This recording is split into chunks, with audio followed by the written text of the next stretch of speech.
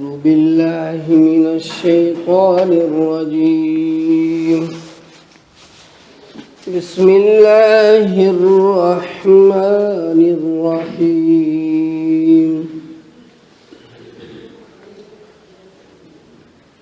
قالوا سبحانك لا علم لنا إلا ما علمتنا إنك أنت العليم الحكيم.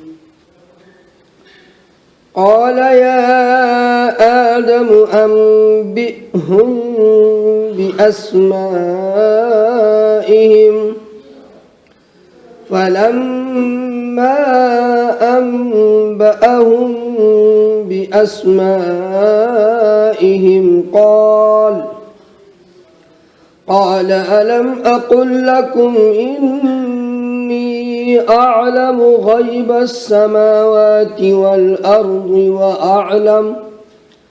وأعلم ما تبدون وما كنتم تكتمون. وإذ قلنا للملائكة اسجدوا لآدم فسجدوا إلا إبليس أبى واستكبر وكان من الكافرين. وقلنا يا آدم اسكن أنت وزوجك الجنة وكلا منها رغدا حيث شئتما ولا تقربا هذه الشجرة فتكونا من الظالمين. صدق اللہ العظیم.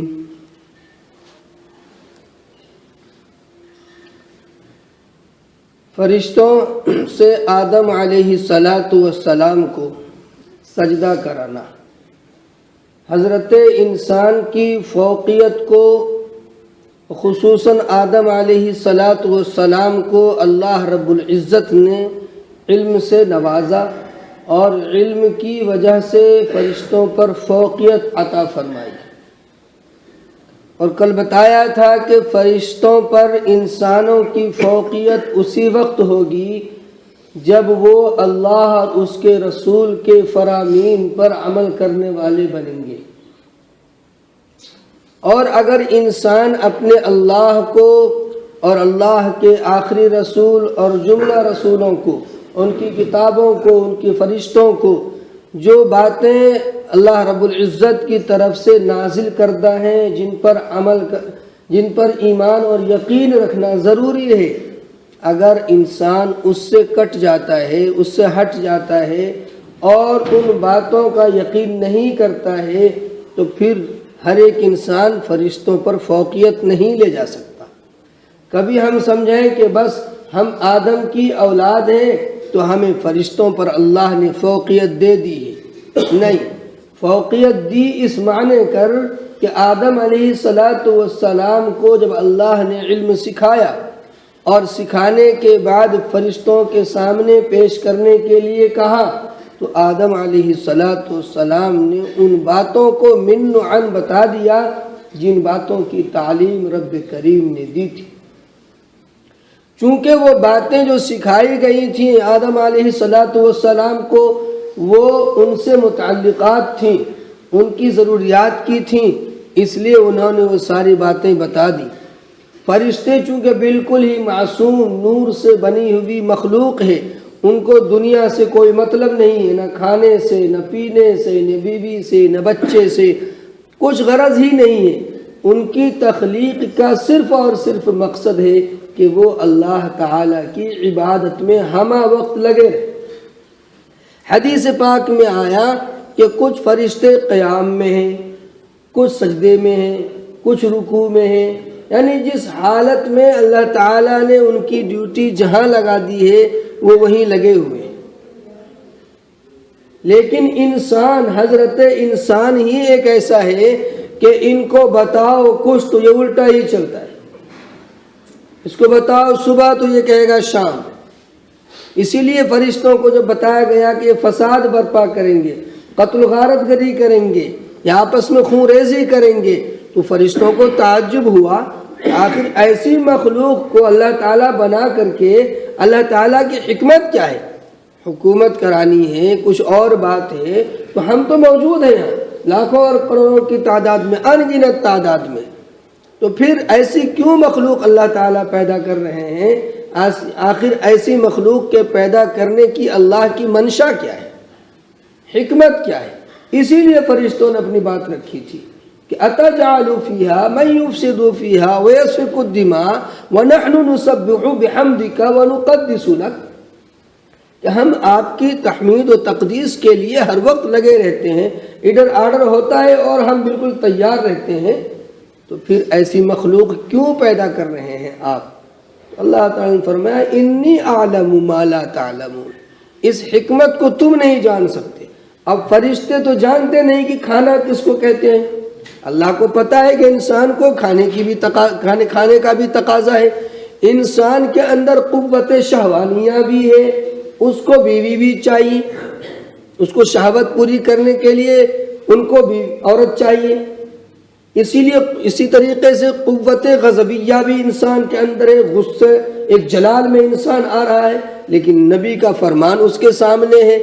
اب وہ تضاد والی چیزیں اس میں پائی گئی کہ ایک طرف تو وہ جلال میں ہے، ایک طرف اللہ کے نبی کا فرمان ہے کہ جب غصہ آئے تو بیٹھ جاؤ، پھر بھی نہ اترے تو لیٹ جاؤ، پانی پی لو، وضو کر لو، اس جگہ سے ہٹ جاؤ۔ ہمارے نبی کا ایک یہاں فرمان ہے، ایک طرف غصہ شیطان ہے، اب یہ دونوں میں تضاد ہے۔ اب جو آدمی، حدیث پاک میں آیا، سب سے بڑا پہلوان وہ ہے جو اپنے غصے کو پی لے، جو اپنے غصے کو پی لے۔ تو اب یہاں انسان میں قوت غضبیہ بھی ہے، قوت عقلیہ بھی ہے، قوت شہوانیہ بھی ہے، تین چیزیں ان میں ہیں اور جو متضاد ہیں کہ انسان کے اوپر شہوت سوار ہے، وہ کچھ کر گزرنا چاہتا ہے، برائی کرنا چاہتا ہے، اور نبی کا فرمان ہے، قرآن کا فرمان ہے، خبردار کسی بھی غیر محرم کی طرف نگاہ اٹھا کر آپ کو دیکھنا نہیں ہے۔ قل للمؤمنین یغضوا من ابصارہم ویحفظوا فروجہم، اپنی شرمگاہ کی حفاظت کرنی ہے، اپنی نگاہوں کی حفاظت کرنی ہے، بیوی اور باندی کے علاوہ کسی کی طرف نگاہ نہیں اٹھے گی غلط۔ کبھی ہم یہ نہ سمجھیں کہ مولانا نے کہا کہ غلط نہ دیکھو تو صحیح دیکھ لو۔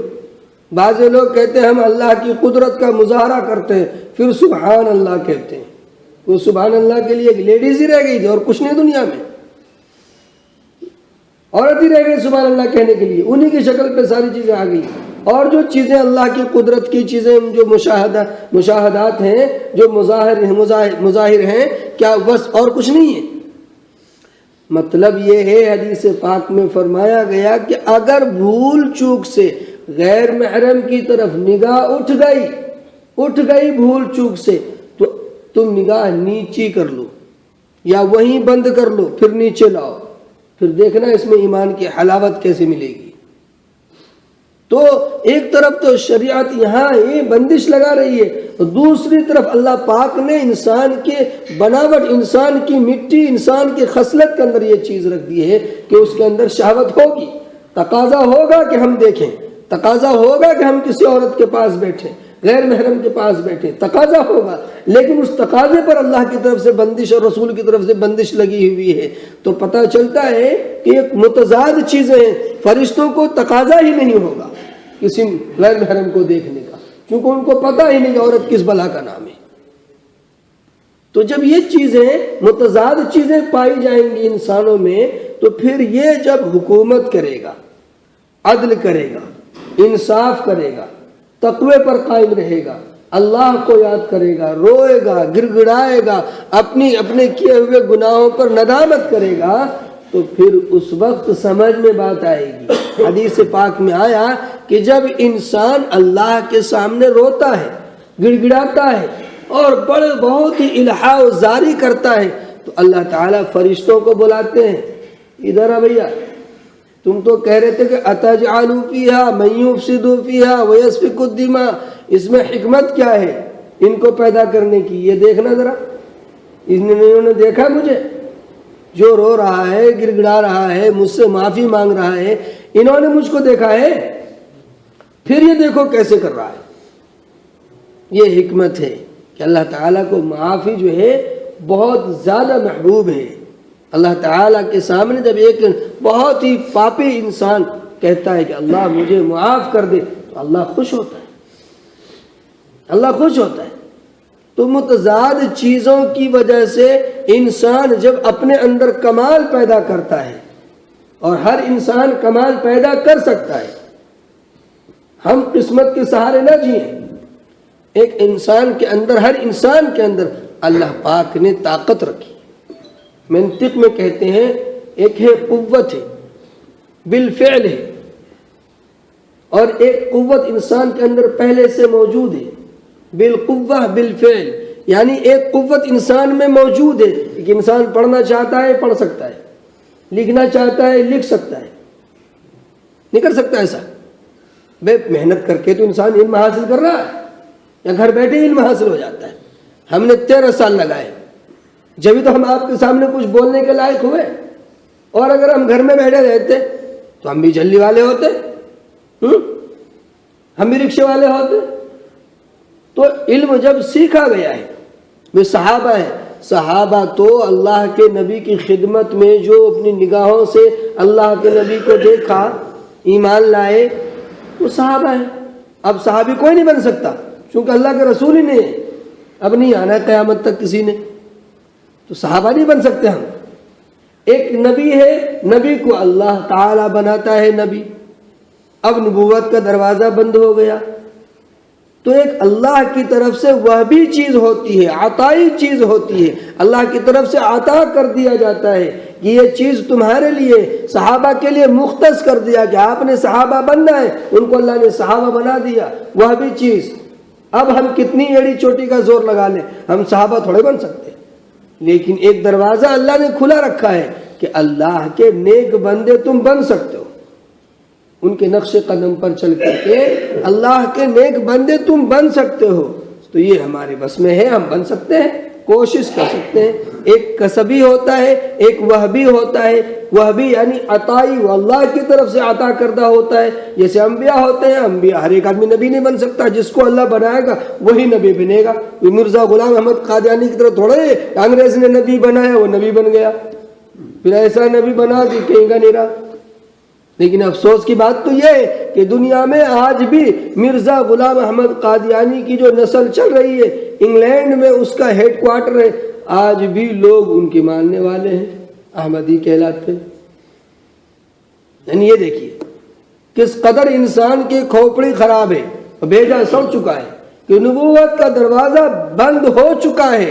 قرآن بھی اعلان کر رہا ہے، حدیث بھی چیخ چیخ کے کہہ رہی ہے کہ اب نبوت کا دروازہ نبی آخر الزمان جناب محمد الرسول اللہ صلی اللہ علیہ وسلم کے اوپر نبوت کا دروازہ بند ہو چکا ہے۔ ما کان محمد ابا احد من رجالکم ولکن رسول اللہ وخاتم النبیین۔ یہ خاتم النبیین ہے، یہ خاتم، ان کے بعد کوئی نبی نہیں آنا۔ حدیث میں بھی اللہ پاک نے ارشاد فرمایا کہ یہ میں انا خاتم النبیین، میں آخری نبی ہوں، لا نبی بعدی، میرے بعد کوئی نبی نہیں آئے گا۔ ڈنکے کے چوٹ حدیث کہہ رہی ہے، قرآن کہہ رہی ہے، تو اس کے باوجود بھی کیا کر رہے ہیں؟ ان کے ماننے والے بھی دنیا میں موجود ہیں۔ اس کو کیا کہیں گے؟ یا تو وہ صحیح معنوں میں علم حاصل کرنے والے نہیں ہیں، وہ صحیح معنوں میں سمجھنے والے نہیں ہیں، وہ سمجھ نہیں سکے کہ آخر اللہ کے نبی صلی اللہ علیہ وسلم، یہ مسلسل ٹرین چلے گی؟ اچھا اطلاع بندے والی آواز نہیں ہے۔ تو اللہ کے نبی صلی اللہ علیہ وسلم آخری نبی ہیں، اور آخری نبی کے لیے قرآن بھی شاہد ہے اور حدیث بھی شاہد ہے۔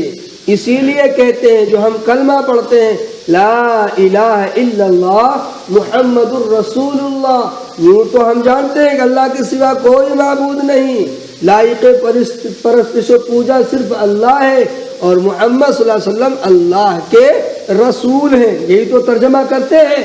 لیکن علماء فرماتے ہیں کہ محمد الرسول اللہ، محمد اللہ کے رسول ہیں اور آخری نبی ہیں۔ یہ کلمے کے اندر نہیں ہے، لیکن اس کے اندر ایک چیز پوشیدہ ہے کہ ساتھ ساتھ کلمے کے ساتھ ساتھ اس بات پر بھی یقین رکھو کہ محمد صلی اللہ علیہ وسلم کے بعد کوئی نبی نہیں آنا قیامت تک، نہ کوئی نبی آنا نہ کوئی رسول آنا۔ اب آپ دیکھیے کہ اس قدر جہالت ہے کہ مسلمان بھی اس طرف جھک رہے ہیں، مسلمان بھی ہو رہے ہیں، اس کو مرتد کہتے ہیں۔ وجہ اس کی یہی ہے کہ ان بیچاروں کو پتہ ہی نہیں ہے، یہ ایسی جگہوں میں محنت کرتے ہیں، دارالعلوم دیوبند میں تحفظ ختم نبوت کے نام پر باضابطہ ایک ادارہ قائم ہے، وہاں بچوں کو تیار کیا جاتا ہے، ان کو بتایا جاتا ہے کہ نبی محمد صلی اللہ علیہ وسلم یہ آخری نبی، آپ کے بعد کوئی نبی نہیں آنے والا۔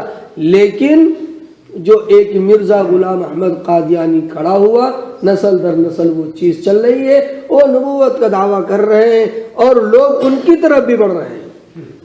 ہر جگہ یہ پورے ہندوستان نہیں پوری دنیا میں کچھ نہ کچھ مقدار میں، قادیان پاکستان میں ایک جگہ ہے، وہاں سے یہ فتنہ کھڑا ہوا تھا۔ آج بہار کیا، بنگال کیا، جو پسماندہ علاقے ہیں وہاں یہ لوگ زیادہ ہیں، جہاں بیچاروں کو یہی پتہ نہیں کہ اللہ کس کو کہتے ہیں۔ اب ان کو کیا پتا کہ رسول کس کو کہتے ہیں؟ اب وہ خاندانی مسلمان ہیں، وہ ان کو بتایا کہ بھئی رسول، نیا رسول آیا، اب دیکھنا تمہارے اوپر بارش ہوگی۔ وہ مال دیتے ہیں، بہت موٹی موٹی رقم دیتے ہیں، ان کو راشن پانی دیتے ہیں، ان کو بچوں کو اٹھاتے ہیں، ان کے بچوں کو پڑھاتے ہیں، ان کا پھر یہاں ہندوستان میں ہیڈ کوارٹر اس کا بامبے میں ہے، بامبے میں لے جا کر وہ بچوں کو اسی حساب سے اس کی تربیت کرتے ہیں۔ تو رفتہ رفتہ یہ سلسلہ چل رہا ہے، لیکن ہمیں بھی چوکنا اور چاق و چوبند رہنا چاہیے۔ ہم یہ نہ سمجھیں کہ اتنی موٹی بات میں ہمیں کیسے پھانس لیں گے، ارے ہم تو یہاں دین ایمان کی مجلس میں بیٹھتے ہیں، ہمیں کچھ مطالعہ ہے، ہمیں معلومات ہے۔ جن بیچاروں کو پتہ نہیں ہے وہ اس طرف جھک رہے ہیں، جا رہے ہیں، مرتد ہو رہے ہیں۔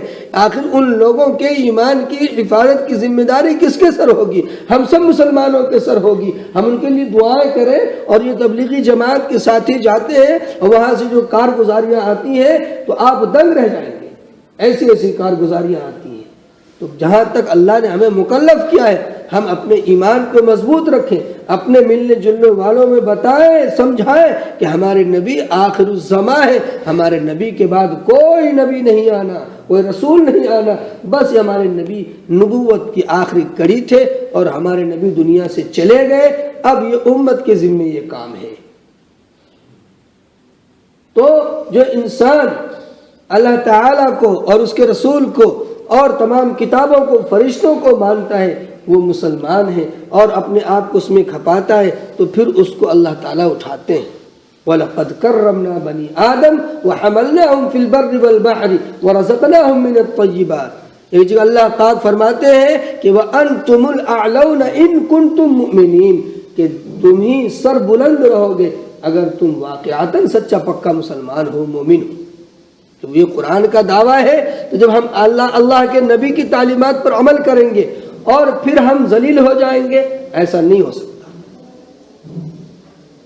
تو فرشتوں نے جو سجدہ کیا آدم علیہ السلام کو، وہ سجدہ کرایا اللہ نے اسی لیے تاکہ ان کو بتا دیا جائے کہ دیکھو ان کی تعظیم کتنی ہے، جن کے اوپر آپ کو شبہ تھا، اعتراض تھا، آپ کنفیوز تھے۔ آپ دیکھیے جب فرشتوں کے سامنے آدم علیہ السلام کو بتائے ہوئے علم کو پیش کیا گیا تو وہ نہیں بتا سکے، انہوں نے کیا کہا؟ قالوا سبحانک لا علم لنا الا ما علمتنا انک انت العلیم الحکیم۔ پروردگار عالم، پاکیزگی ہم آپ کی بیان کرتے ہیں، ہمیں کچھ پتہ نہیں۔ قالوا سبحانک لا علم لنا، ہمیں نہیں پتا کچھ بھی، الا ما علمتنا، بس جتنا کچھ آپ نے مجھے بتا دیا ہے اتنا ہی مجھے پتا ہے، اس کے آگے ہمیں نہیں پتا۔ آپ نے جو بتا دیا ہے وہ ہمیں بس وہی معلوم ہے۔ الا ما علمتنا انک انت العلیم الحکیم، کہ بے شک آپ جاننے والے ہیں، سب سے زیادہ جاننے والے ہیں، اور حکیم ہیں، آپ حکمت بھی رکھتے ہیں۔ آپ کو پتا ہے کہ کس چیز میں کیا حکمت ہے، کیا دانائی ہے، کیا چیز پوشیدہ ہے، مجھے نہیں پتا۔ یہ جو ہم نے حکمت جاننے کی کوشش کی یہ بے جا جرأت تھی، ایسا ہمیں نہیں کرنا چاہیے تھا۔ اپنی بے بسی کا، کم علمی کا فرشتوں نے برملا اعتراف کر لیا۔ معلوم ہوتا ہے کہ اگر ہم سے بھی کوئی ایسی چوک ہو جاتی ہے یا علمی گفتگو میں کوئی اونچ نیچ ہو جاتی ہے تو ہمیں بھی اپنی غلطی کا اعتراف کرنے میں کوئی جھجک نہیں ہونی چاہیے۔ فرشتوں نے بلا جھجک برملا اعلان کر دیا، قالوا سبحانك لا علم لنا الا ما علمتنا، جو کچھ میرے پروردگار آپ نے بتایا ہے اتنا ہی مجھے پتا ہے۔ انک انت العلیم الحکیم، آپ تو حکمت والے بھی ہیں اور علم رکھنے والے ہیں، سب سے زیادہ علم آپ کا ہی ہے۔ قال يا آدم أنبئهم بأسمائهم فلما أنبأهم بأسمائهم قال ألم أقل لكم إني أعلم غيب السماوات والأرض۔ اللہ تعالیٰ نے فرمایا آدم ذرا ان کو بتا دو، ان کو بتا دیجیے، آپ جو کچھ میں نے آپ کو بتایا ہے ابھی ان کو بتا دیجیے۔ انہوں نے ساری چیزوں کے نام بتا دی، گنا دیے۔ تو اللہ تعالیٰ نے فرشتوں سے پوچھا، مخاطب ہو کر فرشتوں کو مخاطب کیا اور فرمایا قال الم اقل لکم، کیا میں نے تم سے یہ بات نہیں کہی تھی، انی اعلم غیب السماوات والارض، میں زمین و آسمان کی تمام تر پوشیدہ چیزوں کا جاننے والا ہوں۔ میں نے بتایا تھا آپ کو، فرشتوں سے اللہ سوال کر رہے ہیں کہ انی اعلم غیب السماوات والارض، زمین 7 زمینیں ہیں، نیچے کہاں تک ہے کسی کو پتہ نہیں، کتنی مخلوقات ہیں کسی کو پتہ نہیں، اٹکلیں تو بہت لگاتے ہیں لیکن صحیح علم کسی کو نہیں ہے۔ کتنی مخلوقات ہیں، ان کی کیا کیا ضروریات ہیں، ان کو کس وقت کیا چیز چاہیے، یہ کس کو پتہ ہے، صرف ایک اللہ کو پتہ ہے۔ 7 آسمانیں ہیں، کتنی خلائیں ہیں، کتنی فضائیں ہیں، کتنی مخلوقات ہیں، کتنے سورج ہیں، کتنے چاند ہیں، کتنے سیارے ہیں، کتنے کہکشائیں ہیں اور کتنے کلسٹرز ہیں، اور نہ معلوم کیا کیا چیزیں۔ سائنسدان پریشان ہیں، سر دھن کے پریشان ہیں۔ اس کے بعد بتایا کہ بلیک ہال ہے، سورج کی روشنی جہاں جہاں پڑتی ہے وہ چیزیں تو چمک جاتی ہیں، ان کے اوپر ریسرچ کر لیتے ہیں وہ، اور جس حصے میں سورج کی روشنی نہیں پڑتی ہے وہ ابھی بھی بلیک ہال ہے، ان پتہ ہی نہیں ادھر کیا چیز ہے۔ لیکن کیا چیز ہے؟ اللہ فرماتے ہیں اعلم غیب السماوات والارض، زمین اور آسمان 2 ہی تو چیزیں ہیں اس میں ہم بستے ہیں، اور تو تیسری کوئی دنیا نہیں ہے۔ یہاں آسمان کی دنیا ہے، زمین کی دنیا ہے، یہ خلا اور فضاؤں کی دنیا ہے، وہ ساری چیزیں اسی کے اندر آ گئی۔ فرمایا کہ زمین و آسمان کی چھپی ہوئی چیزوں کو میں جانتا ہوں۔ اللہ فرماتے ہیں میں نے تم سے پہلے بھی کہا تھا اور تم نے حکمت جاننے کی کوشش شروع کر دی۔ وَأَعْلَمُ مَا تُبْدُونَ وَمَا كُنْتُمْ تَكْتُمُونَ، اور میں ان چیزوں کو بھی جانتا ہوں جو تم نے ظاہر کر دی۔ ظاہر کیا کر دی؟ فرشتوں نے ظاہر کر دی، ان کے ذہن میں ایک بات آئی، انہوں نے کہہ دیا تجعل فیہا من یفسد فیہا ویسفک الدماء، اور تکتمون، جو کچھ تم چھپاتے تھے۔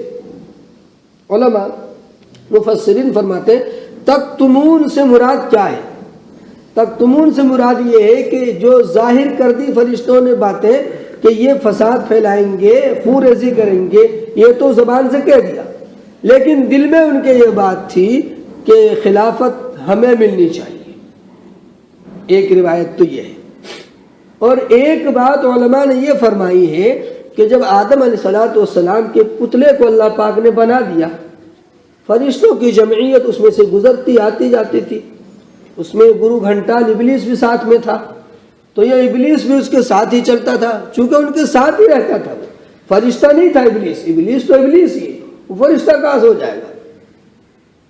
تو بہرکیف وہ گزر رہا تھا، فرشتوں نے دیکھا، کہا کہ یہ جو اس کو اللہ پاک اگر زمین کی خلافت دیتے ہیں تو بھائی ہم تو حکم مانیں گے، ہم تو اللہ کا حکم مانیں گے کہ اللہ کا حکم ہے، اللہ ان کو خلافت دیتے ہیں تو ٹھیک۔ اور جب سب آگے بڑھ گئے تو ابلیس نے دیکھا غور سے آدم علیہ السلام کے پتلے کو، انہوں نے کہا کہ میں تو مانوں گا نہیں، میں اس کی بات میں نہیں ماننے کا۔ تو یہاں تک تمون سے مراد وہ ابلیس نے جو بات چھپائی تھی دل میں رکھی تھی، بظاہر نہیں۔ وہ جب فرشتے سارے چلے گئے تھے انہوں نے دیکھ کے اپنے من میں کہا کہ اچھا بنانے دو اس کو خلیفہ، پھر بتاؤں گا، میں تو ماننے کا نہیں۔ ابلیس جو ہوا، جیسے آج کہنے دو مولوی کو جو کچھ کہہ رہا ہے، لیکن میں تو ابلیس کا دوست رہوں گا، انہی کے ساتھ چلوں گا، مزہ آتا ہے، بہت مزہ آتا ہے، زبردست۔ نماز پڑھنے میں پریشانی ہوتی ہے لیکن ابلیس کی سنگت کرنے میں بڑا مزہ آتا ہے۔ اذان ادھر ہوتی ہے، ڈیٹ ادھر چل رہا ہوتا ہے، ظاہر سی بات ہے وہ ننگی تصویر دیکھیں گے اللہ کے سامنے آئیں گے۔ تو وہ ابلیس والا حساب چل رہا ہے۔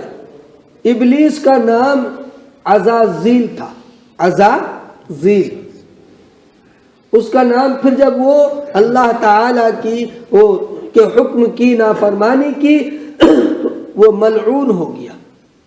اللہ نے فرمایا بھاگ جاؤ یہاں سے، نکل جاؤ، دفع ہو جاؤ، ملعون ہو گیا۔ جب ملعون ہو گیا تو اس کا نام ابلیس پڑ گیا، اور اس کو شیطان بھی کہتے ہیں۔ اور شیطان جو ہے ہر شریر کو شیطان کہتے نہیں، بچے کو بڑا شیطان ہے بھائی، تو شریر کو شیطان کہتے ہیں۔ ابلیس ہوا وہ ملعون ہونے کی وجہ سے، راندہ درگاہ ہونے کی وجہ سے، حکم نہ ماننے کی وجہ سے۔ آپ یقین کیجئے، تصور کیجئے کہ وہ ابلیس، وہ شیطان جو راندہ درگاہ ہو گیا، اللہ تعالیٰ نے فرمایا کہ قیامت تک کے لیے اس کے اوپر میری لعنت رہے گی، الی یوم الدین تک لعنت رہے گی اس کے اوپر۔ ایک سجدہ تو نہیں کیا۔ آج ہم صبح سے شام تک کتنے سجدے نہیں کرتے، پھر بھی ہم انسان ہی ہیں، اور انسان بھی نہیں، ڈنکے کے چوٹ جنت کے ٹھیکیدار ہیں جی، جیب میں ہر وقت ٹکٹ بک ہوتا ہے، بالکل کنفرم۔ کیا زبردست سوچ ہماری! تصور تو کیجئے آپ کہ ایک سجدہ جس کا انکار فرشتے نے، ابلیس نے کیا، اس ایک سجدے کے انکار کی وجہ سے وہ راندہ درگاہ ہوا، سب دن کے لیے ملعون ٹھہرا وہ۔ اور ہم ہے کہ صبح سے شام تک دعویٰ کچھ ہے، عمل کچھ ہے۔ سوچنے کی بات ہے، ٹھنڈے دماغ سے غور و فکر کرنے کی بات ہے۔ آپ سمجھیں کہ ان کو تو دھتکار دیا، اللہ تعالیٰ ہمیں تو قریب کر ہی لے گا۔ آپ یہ تو دیکھیے کہ ایک سجدے کی وجہ سے اس کو دھتکارا جا رہا ہے۔ ہم کتنے سجدے زندگی میں، سینکڑوں سجدے چھوڑ رہے ہیں، اور ہمیں کوئی غم نہیں ستا رہا ہے، ہمیں کوئی فکر نہیں ستا رہی ہے۔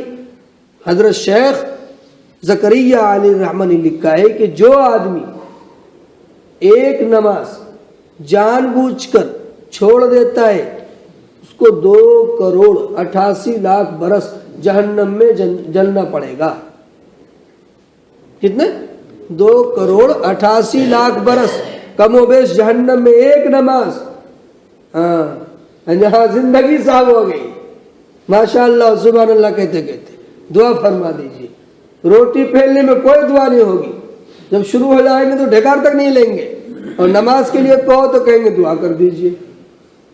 اپنے پیروں سے چل کے آنا ہے، اپنے آپ کو اللہ کی راہ میں لگانے کے لیے کچھ محنت اور مشقت برداشت کرنی ہے، تو اس کے لیے دعا چاہیے۔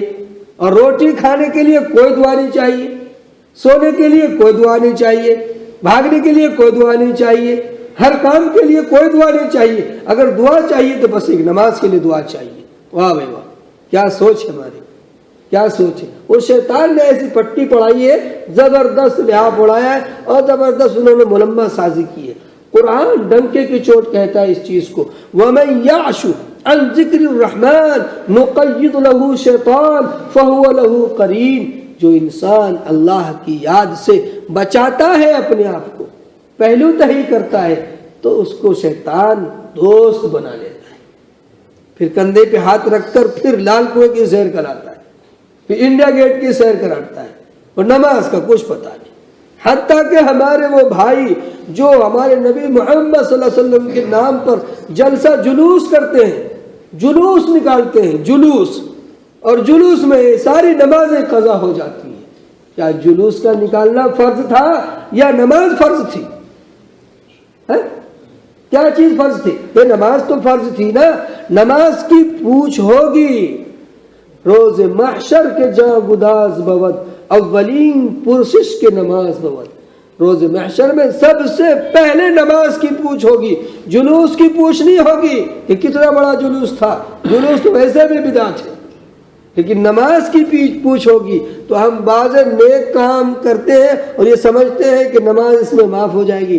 نہیں، نماز تو کسی بھی حال میں معاف نہیں ہے۔ اگر کھڑے ہونے کی سکت نہیں ہے، بیٹھ کے نماز پڑھو، بیٹھ کے سکت نہیں ہے، لیٹ کے اشارے سے نماز پڑھو، بہرحال نماز پڑھو، ہر حال میں نماز پڑھنی ہے۔ جیسے ہماری زندگی میں سانس ہے، ویسے ہماری زندگی کے لیے نماز ہے ایک مسلمان کے لیے۔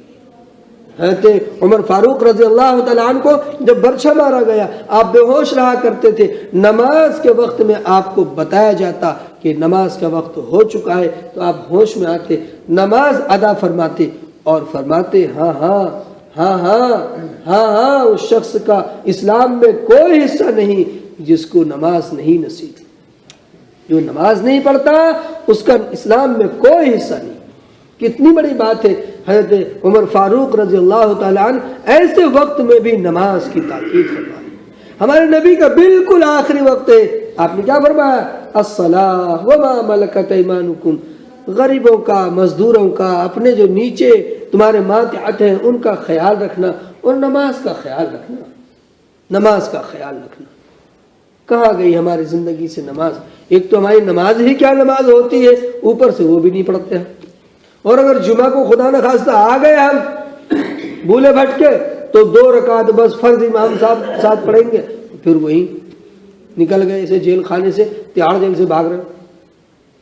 اللہ تعالی ہمیں صحیح سمجھ عطا فرمائے۔ تو فرمایا کہ جو کچھ وہ ابلیس چھپا رہا تھا یا وہ فرشتوں نے چھپایا تھا، اللہ کو اس بات کا بھی علم تھا۔ وَإِذْ قُلْنَا لِلْمَلَائِكَةِ اسْجُدُوا لِآدَمَ فَسَجَدُوا إِلَّا إِبْلِيسَ۔ اس کا مفہوم پہلے بھی کل بھی بیان ہو گیا، ابھی بتا دیا میں نے آپ کو کہ اس وقت کو یاد کرو جب ہم نے حکم دیا فرشتوں سے کہ آدم علیہ السلام کو سجدہ کرو، پر ابلیس نے سجدہ نہیں کیا۔ ابلیس فرشتے کی جمعیت میں سے نہیں تھا، وہ پہلے سے اللہ کے علم میں کافر تھا، وہ یا وہ اللہ کے حکم کی نافرمانی کرنے کی وجہ سے کافر ہو گیا۔ کانا من الکافرین، کانا کا ترجمہ تھا کا بھی ہوتا ہے، کانا کا ترجمہ عبداللہ ابن عباس رضی اللہ تعالیٰ عنہ نے سارا کا کیا، یعنی ہو گیا، یعنی وہ نافرمانی کرنے کی وجہ سے وہ کافر ہو گیا۔ کافر تھا نہیں تو کتنی ڈرنے کی بات ہے کہ ہم مسلمان ہیں، نافرمانی کرنے کی وجہ سے کہیں ہم بھی نہ ویسے ہو جائے جیسے ابلیس ہو گیا، اللہ حفاظت فرمائے۔ یا پھر کانا من الکافرین، وہ کافروں میں سے ہی تھا۔ دوسری جگہ قرآن میں اللہ پاک فرماتے ہیں کانا من الجن ففسق عن امر ربہ، سورہ کہف کی آیت ہے۔ فرمایا کہ وہ جناتوں میں سے تھا، جناتوں میں سے بھی نیک ہوتے ہیں، بدبخت ہوتے ہیں، جو شیطان ہو جاتے ہیں۔ کان من الجن، وہ ابلیس جناتوں میں سے تھا۔ ففسق عن امر ربہ، دیکھیں یہاں کیا ورڈ اللہ نے استعمال کیا لفظ کہ ففسق عن امر ربہ، اپنے رب کے حکم کی نافرمانی کرنے کی وجہ سے وہ کافروں میں سے ہو گیا، یا وہ تھا کافروں میں سے تھا۔ تو سجدہ کرایا آدم علیہ السلام کو، اللہ پاک نے فرمایا کہ تم سجدہ کرو آدم کو۔ اب سجدہ تو حرام ہے، عبادت کا سجدہ کسی کو نہیں کر سکتے ہم۔ سجدے کی کتنی قسمیں ہیں، سجدے کی کتنی قسمیں ہیں، اور سجدہ ہمیں کہاں کرنا ہمارے لیے جائز ہے، اس کی تفصیل کل آئے گی انشاءاللہ، اور دھیان سے سنیں گے۔ یہ سجدے کے اوپر جو سجدہ تعظیمی ہے، سجدہ عبادت ہے، ان چیزوں پر خیال کرنا ہے ہمیں کہ ہمارے سر کہاں کہاں، ہمارا سر کہاں کہاں جھک رہا ہے، کہاں نہیں جھکنا چاہیے۔ اس چیز کو ہمیں یاد رکھنا چاہیے کہ جہاں اللہ کا حکم ہے وہی ہمارا سجدہ ہوگا، جہاں اللہ کا حکم نہیں ہے وہاں سجدہ نہیں ہوگا۔ بتایا تھا ترجمہ ثنا کا، سبحانک اللہم وبحمدک، پاک ہے تیری ذات اے اللہ تمام تر عیوب و نقائص و کمزوریوں سے، وبحمدک اور ساری تعریفات آپ کے لیے ہیں، وتبارک اسمک اور آپ کا نام بابرکت ہے، وتعالی جدک اور آپ کی شان سب سے بلند و بالا ہے، ولا الہ غیرک آپ کے سوا کوئی لائق و پرستش و پوجا نہیں ہے۔ الحمدللہ رب العالمین والصلاة والسلام علی سید المرسلین وصحبہ اجمعین۔ ربنا ظلمنا انفسنا وإن لم تغفر لنا وترحمنا لنکونن من الخاسرین۔ اے اللہ خاص فضل و عنایت کا معاملہ فرما، ہمارے بیٹھنے کو قبول فرما، ایمان کی حقیقت ہمارے دلوں میں راسخ فرما۔ اے اللہ ہماری کمیوں کو کوتاہیوں کو معاف فرما، خطاؤں سے درگزر فرما، سیئات سے بالکلیہ بچتے رہنے کی توفیق عطا فرما، چھوٹے بڑے تمام گناہوں سے بچنے کی توفیق عطا فرما۔ اے اللہ 5 وقتہ نماز باجماعت پڑھنے کی توفیق عطا فرما۔ اے اللہ اپنے نبی کی سنت کو زندہ کرنے کی توفیق عطا فرما۔ اے اللہ کی راہ میں جان و مال کے ساتھ دین کو لے کر پھرنے کی ہمیں توفیق عطا فرما۔ اے اللہ جو باتیں ہم نے کہی ہیں جو ہم نے سنی ہیں اللہ ان باتوں پر عمل کرنے کی توفیق عطا فرما۔ بار بار ہمیں ایسی مجالس میں بیٹھنے کی اور ایسی مجالس ہمیں مستفیض ہونے کی توفیق عطا فرما۔ اپنے فضل و کرم سے ہمارے بیمار بھائیوں کو شفا نصیب فرما۔ اے اللہ پریشان حال بھائیوں کی پریشانیوں کو دور فرما۔ جو چھوٹے بڑے دنیا سے جا چکے ہیں ہمارے اعز و اقربا یا یہ سامعین کے اعز و اقربا اساتذہ اور ہمارے شیوخ دنیا سے جا چکے ہیں، سب کی مغفرت فرما، سب کے درجات کو بلند فرما، اپنے فضل و کرم سے ہمارے دعاؤں کو قبول فرما۔ وصلی اللہ تعالی علی خیر خلقہ محمد وآلہ واصحابہ وازواجہ وذریاتہ واہل بیتہ وعلماء امتہ اجمعین برحمتک یا ارحم الراحمین۔